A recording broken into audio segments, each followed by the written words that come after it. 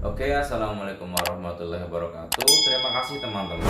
Kembali lagi bersama saya Eri di channel Batir Komputer. Nah, kali ini kita akan mereview salah satu laptop entry level dengan budget low tapi masih bagus, khas dan berkualitas. Oke, ini ada laptop Asus X441S. Nah, di mana X441S ini merupakan laptop dengan entry level atau harga 2 jutaan. Nah, untuk bukan rivalnya ya. Untuk tipe X441 sendiri ini ada beberapa sebetulnya. X441S, X441B, X441U. Cuman kalau misalkan kalian menemukan seri dengan belakang huruf S, itu biasanya laptop yang RAM-nya cuma 2 GB on-board dan dia itu Intel. Nah, kalau X441B dia itu prosesornya AMD, biasanya A4 atau enggak A9. Nah, kalau kalian menemukan dengan tipe X441U, itu artinya dia itu Intel Core i3, biasanya dia itu yang prosesor agak tinggi. Kalau kayak i3 Gen 6, Gen 7 itu biasanya pakainya seri X441U. Kemudian muncul terbaru lagi kemarin ada X441M. Itu sama juga Intel Celeron 4020. Nah, berbeda dengan yang lainnya X441B dan U ya. Untuk yang ini dia itu memang dari segi tampilan sama, cuman yang membedakan adalah RAM-nya, cuman 2 GB tentunya di sini. Nah, tapi jauh sebelum kita bahas RAM, kita mau bahas dulu dari segi tampilan luarnya, dari casing luarnya. Nah, untuk casingnya sendiri bisa dilihat teman-teman, walaupun dia ini keluaran tahun 2017, 2016, 2017an kalau nggak salah, kisaran tahun itu, tapi bodinya masih oke.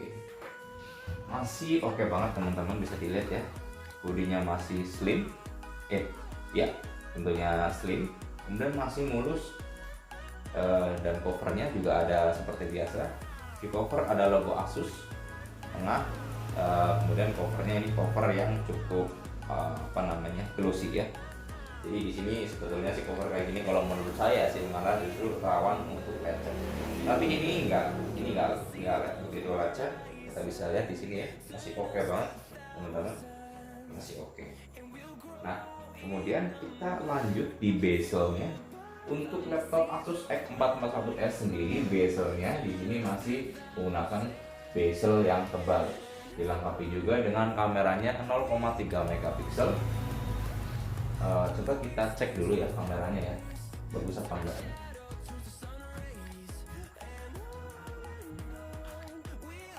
Nah, kita cek dulu kameranya apakah bagus masih. Nah, untuk kameranya sendiri seperti ini, bisa kelihatan nggak dari situ? Oke ya, kelihatan ya. Kita coba cek berapa IPS kameranya. Ya, untuk kameranya 0,3 megapiksel dengan 30 fps. Quality maksimal 480 pixel. Kalau di sini ya, ini kalian bisa lihat 0,3 megapiksel, kemudian 430 fps dan yaitu maksimal 480 pixel untuk kameranya sendiri. Nah, lanjut ke bodi bagian depan. Bodi bagian depan ini tergolong sih masih, kalau tipe X441 memang seperti ini ya. Jadi agak tebel. Cuman frame pamres depannya ini udah glossy, udah lumayan. Keyboardnya sendiri sih sebetulnya ini masih tergolong keyboard chiclet ya. Dimana jarak antar keyboardnya cukup renggang, tapi cukup enak kalau kita buat ngetik. Kalau kita buat ngetik sih cukup enak keyboardnya. Nah, ya karena memang ini kelas entry level ya, memang ditujukan untuk pasar-pasar menengah ke bawah, memang sesuai dengan budget ya seperti ini adanya gitu. Tapi overall sih lumayan sih buat ngetik.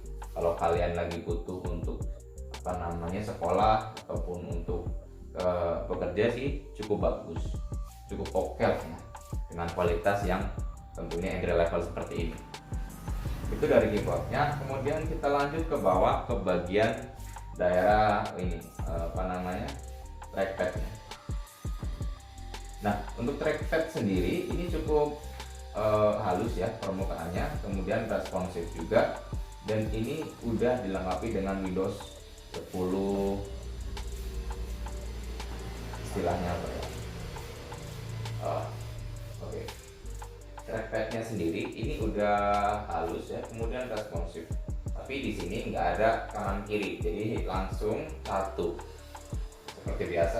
Asus yang apa namanya kelas entry level itu produknya biasanya langsung satu ya, kayak Asus 407 juga satu, tapi yang kelas bukan M, A407M juga sama sih, trackpadnya ini satu ini gabung seperti itu untuk trackpadnya. Kemudian untuk ininya, speakernya dia itu sudah menggunakan speaker Sony Master. Jadi buat kalian yang pengen dengerin suara atau sering dengerin lagu tiap hari, musikan, kerja sambil musikan, ini sangat cocok karena Sony Master ini nggak diragukan lagi ya tingkat apa namanya kebagusannya gitu atau tingkat kualitasnya. Ini sudah bagus Sony Master dan suaranya kencang. Oh iya, lanjut lagi ke port I/O. Nah, kita lanjut ke port I/O. Di sebelah sini ini ada port untuk charger, port charging di bagian sini atas. Kemudian ini ada port RJ45 untuk Wi-Fi. Kemudian ini ada port HDMI. Ini port HDMI. Ini untuk menyambungkan ke layar monitor. Ini ada port untuk USB Type-C. Kemudian dua ini port USB 2.0 ya. Kemudian di bagian kanan sendiri ini nggak ada port USB-nya, sayangnya di sini sih. Cuman ada satu untuk port yang buat ini bisa juga sih kalau kalian mau pengen upgrade SSD bisa ditaruh di sini. Tapi ini port untuk apa namanya? CD-ROM. Ini port CD-ROM di sini. Nah, lanjut lagi teman-teman. Untuk selanjutnya adalah saya lupa ya buat bahas LCD-nya. Jadi LCD-nya masih biasa sih, ini 14 inci, belum HD, masih HD ya, tapi udah lumayan untuk kelas entry level lah. Kemudian selanjutnya kita bahas yang tadi spesifikasinya. Jadi untuk prosesornya sendiri ini menggunakan Intel Celeron 33050. Coba kita cek 3x ya.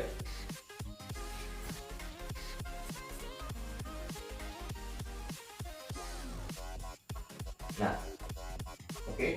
Kita menggunakan prosesor Intel Celeron 3060.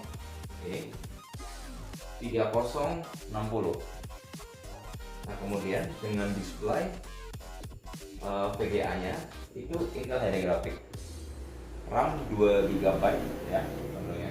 Dan ini sayangnya sih untuk laptop ini dia itu RAM-nya nggak bisa di-upgrade. Jadi RAM-nya RAM onboard tanaman di motherboard-nya.